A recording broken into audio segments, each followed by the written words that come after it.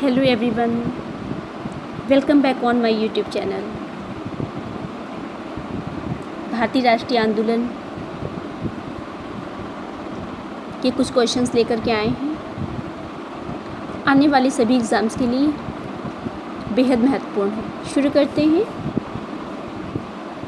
नीचे प्रस्तुत शब्दों में जिस राष्ट्रवादी नेता को सजा दिए जाने का उल्लेख है उसे नीचे दिए गए कोड का प्रयोग कर पहचानिए।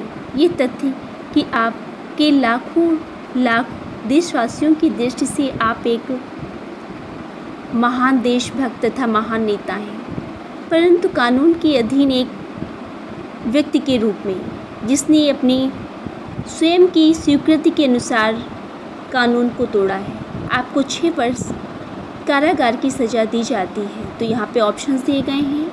कहने का मतलब ये जो कथन दिया गया है वो किसके संदर्भ में कहा गया है, तो यहाँ पे right option B Mahatma Gandhi को। नेक्स्ट है रॉलेट एक्ट पारित किया गया।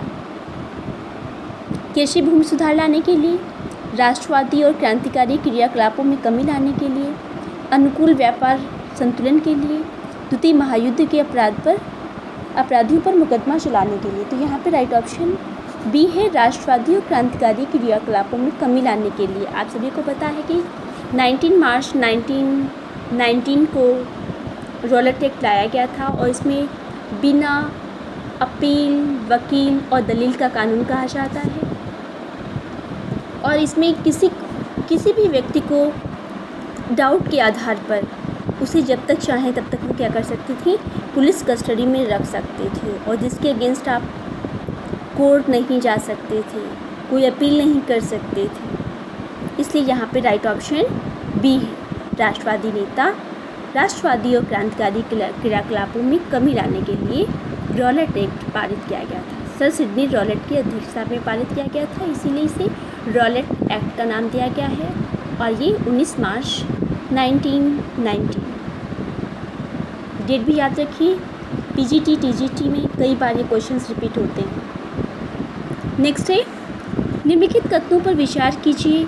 चंपारण सत्याग्रह ने भारतीय राजनीति में गांधी जी की जनता के रूप में दूसरी बार उपस्थिति चिन्हित की। सेकेंड है, चंपारण सत्याग्रह नील की खेती करने वाली मजदूरों द्वारा झेली जा रही समस्याओं को संबोधित करने के लिए प्रवर्तित किया गया था। तो यहाँ पे राइट ऑप्शन बी केवल 2 है, क्योंकि चंपारण जो आंदोलन था वो गांधी जी का पहला मूवमेंट था।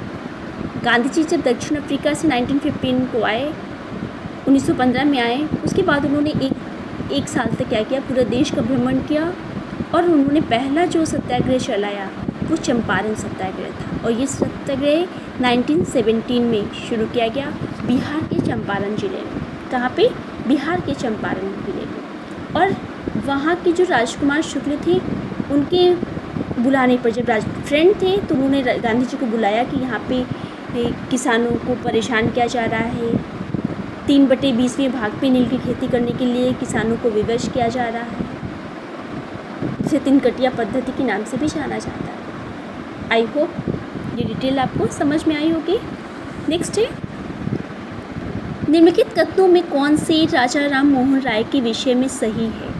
उन्होंने आत्मीय सभा प्रारंभ की, उन्होंने द गिफ्ट ऑफ मोनोथीस लिखी, उन्होंने द प्रिसेप्ट्स ऑफ जीसस का प्रकाशन किया, उन्होंने ब्रह्म समाज की स्थापना की। तो ये सभी 4 ऑप्शंस हैं, सभी राइट्स हैं। तो यहाँ पे आंसर होगा ये सभी। आप सभी को पता है आत्मीय सभा की स्थापना उन्होंने 1815 में की थी और ब्रह्म समाज की स्थापना 1828 में की थी और द प्रिसेप्ट ऑफ जीसस और द गिफ्ट ऑफ मोनोथीस ये उनकी रचनाएं हैं। तो यहाँ पे राइट ऑप्शन है ये सभी। नेक्स्ट है, जवाहरलाल नेहरू की विज्ञान और प्रौद्योगिकी के प्रति अभिवृत्ति से संबंधित निम्नलिखित कथनों पर विचार कीजिए। नेहरू का ये दृढ़ विश्वास था कि अल्प विकास और निर्धनता से संबंधित भारत की समस्याओं के समाधान में विज्ञान और प्रौद्योगिकी निर्णायक थी। वैज्ञानिक अनुसंधानों के महत्व पर बल देने के लिए नेहरू स्वयं ही वैज्ञानिक और औद्योगिक अनुसंधान परिषद के अध्यक्ष थे।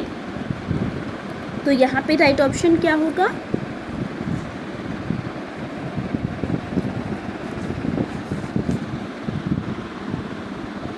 दोनों सी 1 and 2।